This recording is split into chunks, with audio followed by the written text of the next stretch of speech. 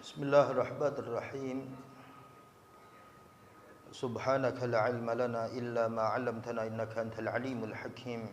Allahumma akhrijna min dhulumatil wahmi wa akrimna binuril fahmi waftah 'alaina bima'rifatil 'ilmi wa hassin akhlaqana bil hilmi wa sahhil lana abwaaba fadlik wa anshur 'alaina min khazaini rahmatika ya arhamar rahimin. Allahumma astaudi'uka mimma 'allamtani wardudhu ilayya 'inda hajati ilayhi wa la tansani ya rabbal alamin. Wa ba'du an Abi Mahdura anna an-nabiy sallallahu alaihi wasallam qala awwalul waqti ridwanullah wa awsatuhu rahmatullah wa akhiruhu 'afwullah. Akhraj ad-Daraqutni bi sanad dha'if jiddan. Wa at-Tirmidhi min hadits Ibn Umar nahwa dun al-awsat wa huwa dha'ifun aidan. Hadis berikutnya dari Abi Mahdura anna an-nabiy sallallahu alaihi wasallam qala awwalul waqti ridwanullah. Dari Abi Mahdura bahwasanya an-nabi sallallahu alaihi wasallam bersabda, permulaan waktu adalah redha Allah. Wa awsatuhu rahmatullah, pertengahannya merupakan rahmat Allah. Dan di akhir waktu merupakan ampunan Allah. Hadis ini diriwayatkan oleh Daraqutni dan dinilai dengan sanad yang dhaif sekali. Hadis serupa juga demikian, yaitu dari Tirmidzi min hadis Ibnu Umar nahwa dun al-awsat, namun tidak mencantumkan kalimat awsat, dan ini juga dihukumi dhaif. Al-ma'na al-ijmali, makna secara umum, tawqitus syari', artinya ketetapan Rasulullah sallallahu alaihi wasallam tentang waqtan muayyanan, waktu tertentu, lil ibadah, untuk beribadah, dalilun, merupakan dalil atau petunjuk, ala kamali i'tinaihi biha wa ihtimamihi bita'diyatiha, merupakan petunjuk atas kesempurnaan perhatian Rasulullah sallallahu alaihi wasallam, kemudian wahtimami bitida, mementingkannya di atas segala-galanya. Jadi Rasulullah sallallahu alaihi wasallam dikatakan sangat memperhatikan waktu. Walidha sar al-mukallaf musari' bi ta'diyatiha fi awal al-waqt mustahiqqan li ridwanillah. Nah, oleh karena itu seorang mukallaf yang bersegera mengerjakan ibadah pada permulaan waktu, mustahiqqan, ia berhak untuk mendapatkan keridaan Allah Subhanahu wa taala. Wa ridwan ala mawahibil qurb, dan keridaan Allah merupakan anugerah yang paling tinggi. Sebagaimana Allah Subhanahu wa taala nyatakan di dalam Al-Quran, wa ridwanun minallah akbar, dzalika huwal fawzul azim. Keridaan Allah, keridaan dari Allah Subhanahu wa taala lebih besar, dan itu merupakan keberuntungan yang besar.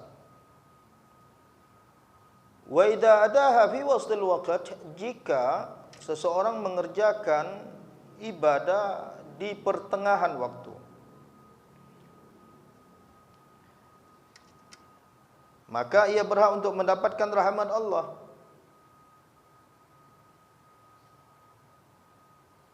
musta'ahilan li rahmati maula. Wa muaddiha fi akhiril waqt, adapun seseorang melaksanakan ibadah salat maksudnya di akhir waktu, muta'arrid li tafwitiha falahu 'afwallah. Artinya ketika ibadah ini dikerjakan hingga menjelang lewat waktunya, maka ia berhak untuk mendapatkan pengampunan Allah. Wala 'afw illa an dzamb. Saat seseorang ini terlewatkan dari waktu tersebut, maka dia berhak untuk mendapatkan dosa. Hal ini berkaitan dengan dosa. Nah, oleh karena itu kita dianjurkan oleh Rasulullah sallallahu alaihi wasallam untuk memperhatikan waktu. Dan kita ini terikat oleh waktu sampai pemilik waktu menghentikan waktunya untuk kita. Jangan bermalas-malasan untuk mengerjakan ibadah kepada Allah Subhanahu wa taala. Karena di dalam Al-Qur'an Allah menyatakan wa qul i'malu fa sayarallahu amalakum wa rasuluhul mu'minun. Beramallah kalian, karena nantinya amal kalian akan dilihat oleh Allah, oleh Rasul, juga orang-orang mukmin. Sehingga orang-orang yang tersinari oleh hidayah dari Allah Subhanahu wa taala, ia sangat menginginkan waktu untuk ibadah kepada Allah Subhanahu wa taala, sehingga dia akan mengerjakan di awal waktu, kalaupun tidak di pertengahan waktunya, kalaupun tidak di akhir. Namun kalau terlewatkan, maka ini berkaitan dengan dosa. Awalul waqt maksudnya li salatil mafruḍah, salat yang difardukan, yang diwajibkan oleh kita. Berikutnya dapat dipahami fiqhul hadis itsbatul mufadalah fi ajza'i waqtis salat. Dari hadis ini kita dapat membuktikan adanya al-mufadalah. Ma ma'na al-mufadalah? Mufadalah perbedaan keutamaan. Fi ajza' waqtis salat, pada bagian waktu salat. Jadi waktu salat ini dibagi menjadi tiga bagian. Yang pertama di awal waktu. Jika seseorang terhalang mengerjakan di awal waktu, maka ia boleh mengerjakan di pertengahan waktunya. Kalaupun ia terhalang dikarenakan sesuatu hal, asbab, sehingga ia tidak bisa mengerjakan di awal waktu dan di pertengahan waktu, maka ia boleh di akhir waktu. Namun kalau terlewatkan dari waktu yang sudah ditentukan oleh Allah Subhanahu wa taala untuk beribadah, maka ia akan mendapatkan dosa. Fa awwalul waqti afdaluha liridhaillah ala fa'iliha. Maka orang yang mengerjakan di awal waktu merupakan yang paling utama untuk mendapatkan keridaan Allah Subhanahu wa taala. Pada penjelasan yang lalu saya katakan bahwasanya tujuan kita beribadah kepada Allah Subhanahu wa taala tiada lain sebagaimana yang Allah gambarkan di dalam Al-Qur'an. Tarahum ruk'an sujjadan yabtaghuna fadlan minallahi wa ridwana. Kau lihat mereka, kata Allah, ada yang ruku, ada yang sujud. Apa yang dicari oleh oleh orang yang ibadah kepada Allah Subhanahu wa taala. Ini perwakilannya. Rukuk, sujud ini wakil dari pelaksanaan ibadah salat. Kenapa ibadah salat ini sangat ditekankan? Karena Rasulullah sallallahu alaihi wasallam dalam banyak riwayat diceritakan baginda Nabi sallallahu alaihi wasallam sampai bilang kepada salah seorang istrinya, lama akhadha Aisyah radhiyallahu anha, aina Bilal. Nabi sampai mencari seorang muadzin Bilal. Ketika ketemu, ya Bilal, adhana bisautik. Wahai Bilal, senangkan kami dengan suaramu. Artinya waktu itu ditunggu oleh Rasulullah sallallahu alaihi wasallam karena Rasulullah sangat memahami dan mengetahui bahwasanya saat itulah baginda Nabi sallallahu alaihi wasallam bisa mencurahkan, bercengkrama dengan Allah Subhanahu wa taala. Nah, kemudian jika seseorang mengerjakan di pertengahan waktu, maka dia berhak untuk mendapatkan rahmat Allah, dan di akhirnya merupakan pengampunan. Nah, inilah yang bisa disampaikan dalam menjelaskan hadis pada malam hari ini. Berikutnya hadis Ali bin Umar radhiyallahu taala anhuma, dari Ibnu Umar radhiyallahu taala anhuma, anna Rasulullah sallallahu alaihi wasallam qala, bahwasanya Rasulullah sallallahu alaihi wasallam bersabda, la salata ba'da al-fajr illa sajdatin.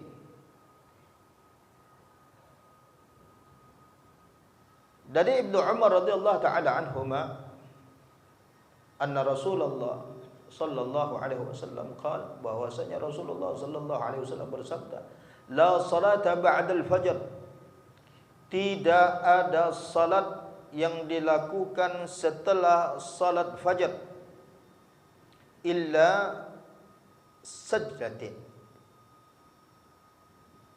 kecuali sujud dua rakaat maksudnya. Nah, hadis ini diriwayatkan oleh Al-Khamsah, oleh 5 periwayat hadis kecuali An-Nasa'i.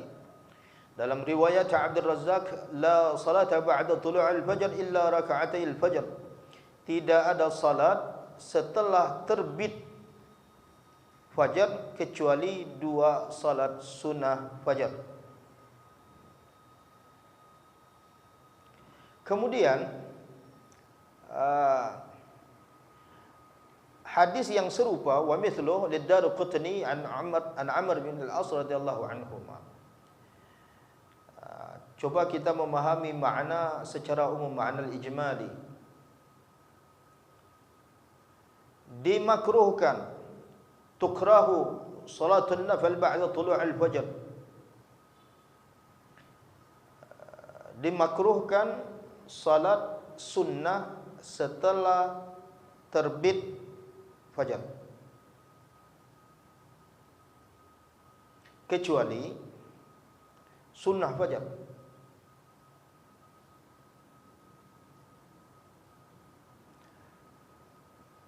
Tujuannya untuk apa? Agar tidak mengakibatkan permulaan waktu terlepas. Wali'alla ya'taqid al-awam, dan menghindarkan anggapan dari orang awam bahwasanya ada salat yang lain, ada salat wajib yang lain di saat itu. Berikutnya, sekumpulan ulama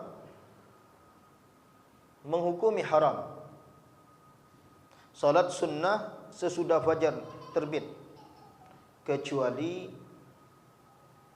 sunnah fajar karena berpegang dengan zahir nafi, yaitu nahyun fil ma'na. Amma adapun ketika berada haram Makkah, di kota suci Makkah,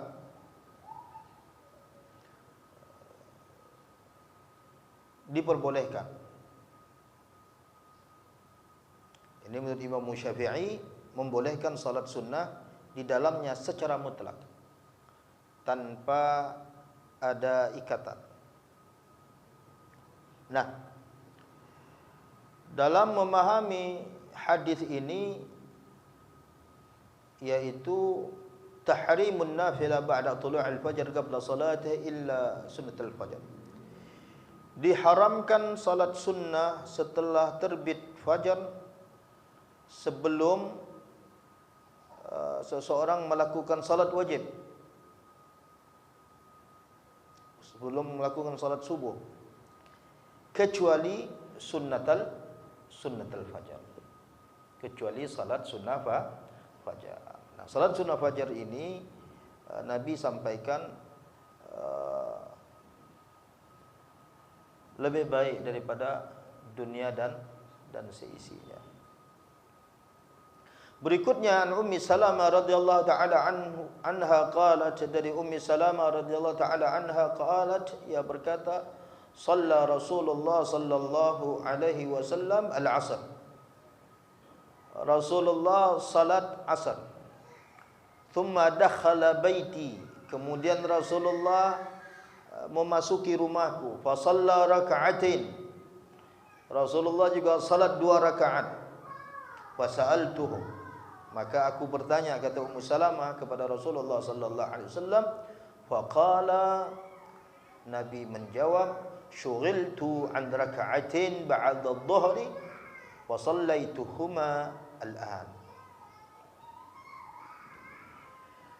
Aku sibuk, kata Rasulullah sallallahu alaihi wasallam, hingga tidak sempat mengerjakan 2 rakaat sesudah salat zuhur.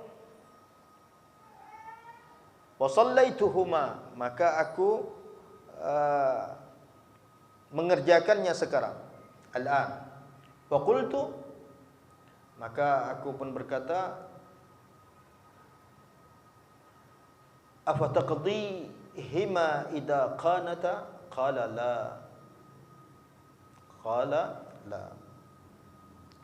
Selanjutnya Ummu Salamah bertanya, apakah kami boleh mengqadha apabila kami tidak sempat mengerjakan keduanya? Qala la, tidak perlu, kata Rasulullah, tidak perlu diqadha. Nah, jadi ini bagaimana penjelasannya? Akhrajahu Ahmad, diriwayatkan oleh Ahmad, wa li Abi Daud Aisyah radhiyallahu ta'ala anha bima'na. Kemudian juga dari Abi Daud, riwayat dari Aisyah juga demikian maknanya. Nah, harus kita pahami bahwasanya makna al-ijmali, Rasulullah sallallahu alaihi wasallam mempunyai keistimewaan hukum tersendiri yang diberikan oleh Allah kepadanya guna memuliakannya di atas umat sekaligus. Ikhtasar Rasul bi ahkami mayyazal ta'ala biha tashrifan lahu 'ala al-ummah wa isyara bi fadlih, dan ini menjadi isyarat terhadap keutamaan Rasulullah sallallahu alaihi wasallam yang agung. Fa min dzalik fardhiyya salatul lail alaih. Dan oleh karena itu, kalau salat malam, Rasulullah sallallahu alaihi wasallam menganggapnya wajib, tapi tidak untuk umatnya. Wa min dzalika aidan annahu idza 'amila tatawwu'an fi waqtin wajib ay lazimahu wa la yajuz lahu tarkuh. Jika Rasulullah sallallahu alaihi wasallam, di antara keistimewaan beliau juga, jika mengerjakan satu amalan sunnah, pada satu waktu baginda wajib menyempurnakannya dan tidak boleh meninggalkannya. Nah, itu salah satu ikhtas, keistimewaan yang Allah Subhanahu wa taala berikan kepada Rasulullah sallallahu alaihi wasallam. Nah, dari hadis ini dapat dipahami satu, larangan an qada'in nafilah, untuk mengqada salat sunnah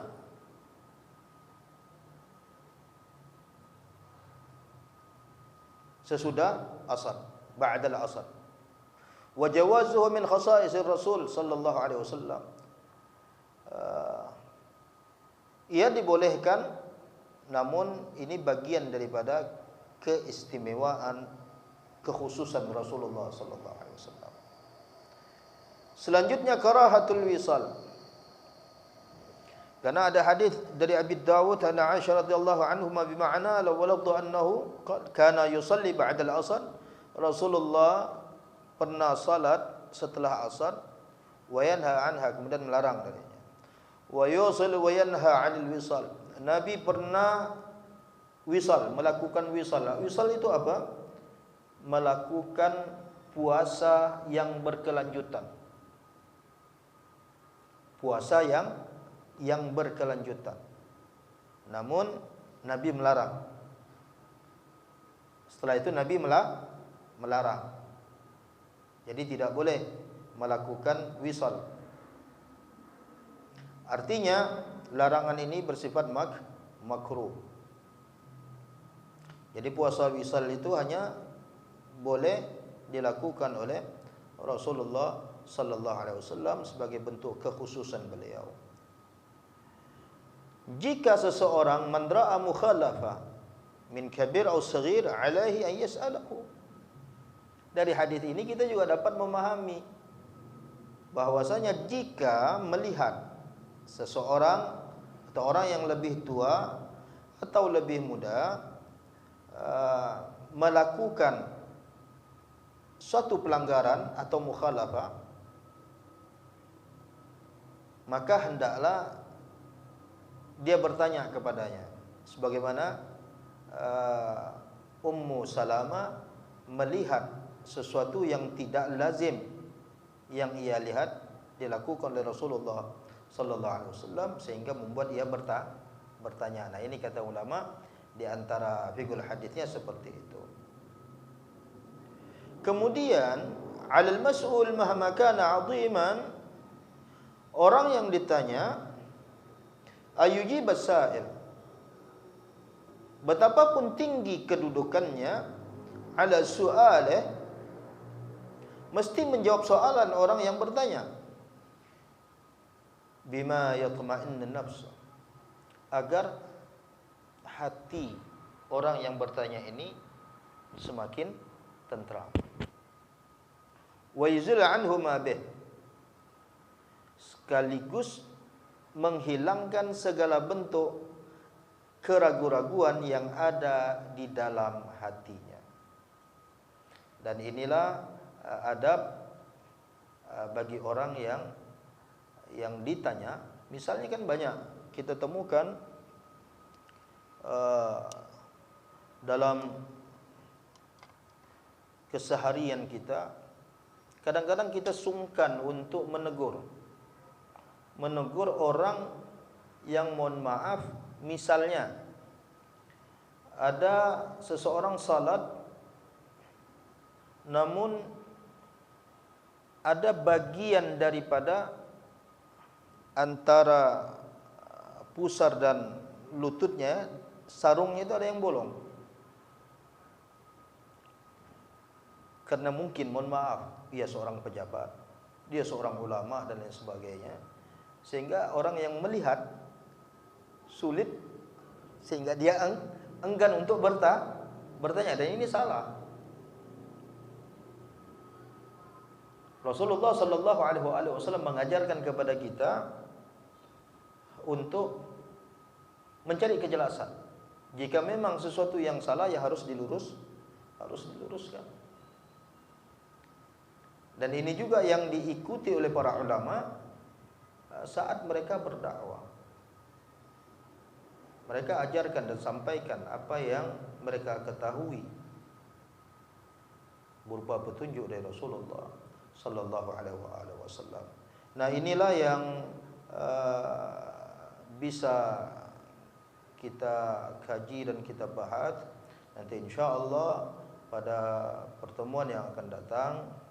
Kita memasuki babul adzan, bab tentang adzan, dan bagaimana pembahasan oleh para ulama apa-apa saja yang disampaikan berkenaan dengan adzan itu sendiri, insyaallah akan kita kaji.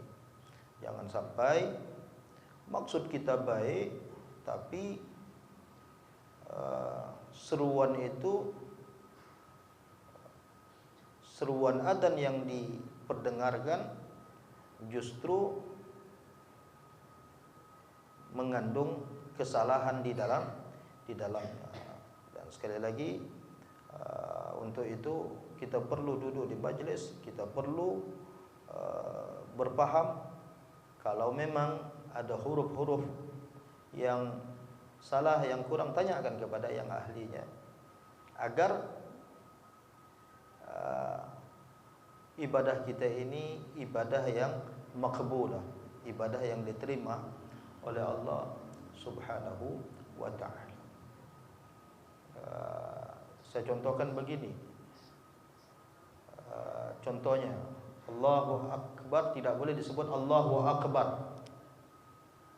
Jika disebut Allahu Akbar artinya Allah dikuburkan. Jika tersebutkan Allahu Akbar berarti itu qalqalah. Sedangkan huruf qalqalah ada 5, qatbu jaddin, qaf, ta, jim, ba, jim, dal. 5. Huruf qalqalah itu ada 5. Qatbu jaddin, qaf, ta, ba, jim, dal. Jadi tidak boleh seseorang mengucapkan Allahu Akbar, tidak boleh. Berarti itu qalqalah. Sedangkan huruf kaf tidak masuk dalam qalqalah. Nah, jadi mohon kiranya nanti diperhatikan hal-hal yang demikian. Sama dengan takbiratul ihram dan lain sebagainya, Al-Fatihah. Karena syarat menjadi seorang imam, ia harus mengerti tentang hukum-hukum salat. Karena patokan orang salat itu makmum berpatokan pada 3 dari rukun qauli seorang imam. Apa itu? Pertama adalah takbiratul ihram. Jangan sampai salah. Takbir yang pertama itu bukan angkat tangannya. Angkat tangannya ini sunnah.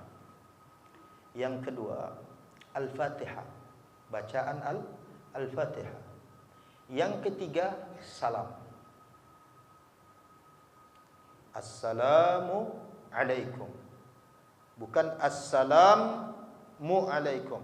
Kalau tersebut assalam berarti itu ada tasydid. Dan jika ini terlanggarkan, maka rusaklah salat kita. Jadi assalamu alaikum. Assalamu alaikum. Bukan assalam alaikum. Assalamu alaikum. Berarti itu ada tasydid. Nah, jadi patokan kita bermakmum mendengar imam 3. Pertama takbiratul ihram, yang kedua bacaan Al-Fatihah, yang ketiga adalah kalimat salam. Karena ini rukun qauli. Ada pun rukun fi'li yang terlihat, rukun fi'li perbuatan. Kalau memang seseorang melakukan salat tapi tidak ada tumaninah, sudah. Berarti sedangkan tumaninah rukun min arkanis salat. Apa itu tumaninah? Tumaninah itu berhenti sejenak. Allahu Akbar, Allahu akbar. Sami'allahu liman hamida. Kalau memang seseorang melakukan Allahu akbar, Sami'allahu liman hamida, Allahu akbar, di mana tumaninah? Rusaklah salat kita. Kita berharap kepada Allah Subhanahu wa taala dalam doa kita ini, Allahumma taqabbal minna salatana. Ya, kita mohon kepada Allah agar Allah menerima daripada salat kita, puasa kita, ruku kita, sujud kita, i'tidal kita. Kita mohonkan kepada Allah ibadah kita ini kemudian disodorkan pada saat ma'rudah, disodorkan di hadapan Allah Subhanahu wa taala. Salat ini mendapat nilai di sisi Allah. Wallahi ikhwan, satu kali sujud yang kita lakukan, jika sujud ini benar dengan rukun, dengan tumaninahnya, maka cukup untuk menghantarkan kita syurganya Allah Subhanahu wa taala. Tapi kita tidak tahu salat yang mana yang bakal diterima oleh Allah. Dan inilah suatu bentuk kerahasiaan yang Allah Subhanahu wa taala rahasiakan agar kita ini terus sampai Rasulullah sallallahu alaihi wasallam menyatakan, ada 3 perkara yang aku senangi di kehidupan dunia ini. Yang pertama salat. Yang kedua memakai wewangian atib. Badan Rasulullah ini sudah wangi. Bahkan banyak riwayat yang menceritakan ketika keringatnya Rasulullah, ada keringat Rasulullah diperas oleh sahabat, dimasukkan di dalam botol. Berikutnya ini sahabat memakai keringat Nabi di pakaiannya. Pada saat ia memasuki satu majlis, semua parfum yang ada hilang. Yang menonjol keringatnya Rasulullah sallallahu alaihi wasallam. Namun apa? Rasulullah masih memakai wewangian. Dan itu termasuk sunnah. Yang ketiga, Nabi senang saat berada bersama istrinya. Saat berada bersama keluarganya, istrinya, Nabi senang. Nah, inilah yang Nabi sampaikan kepada kita mengenai kecintaan beliau terhadap dunia itu sendiri. Mungkin ada yang ingin ditanyakan oleh tafadhalu. Bisa saya persilakan. Baik. Ya. Sama. Salat sunnah juga. Jadi salat itu wajib karena sudah difardukan, ditentukan waktunya oleh Allah Subhanahu wa taala. Salat sunnah yang mengiringi juga demikian. Jadi rangkaian salat itu baik salat fardu ataupun salat sunnah harus memenuhi kriteria salat. Jadi tumanina saya contohkan seperti ini. Saya contohkan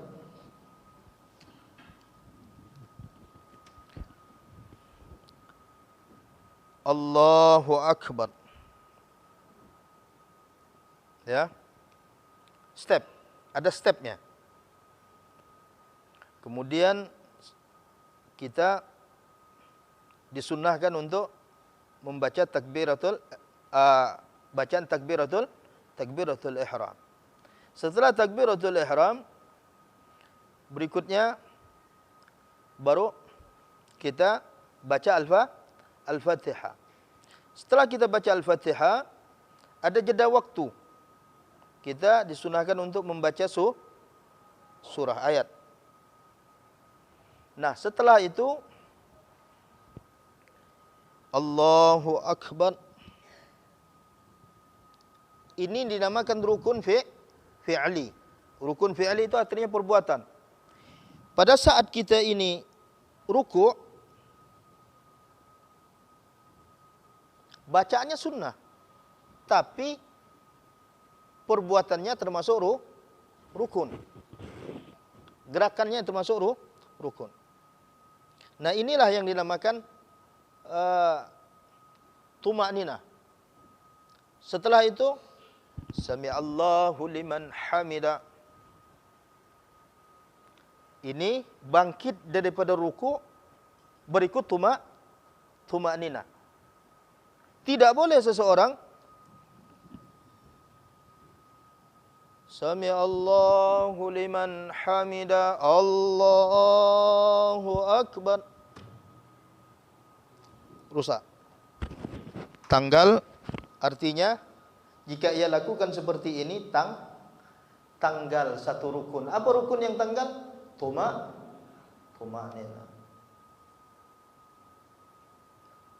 Sama halnya seseorang pada saat kita ini kadang-kadang salat ini kurang sabar.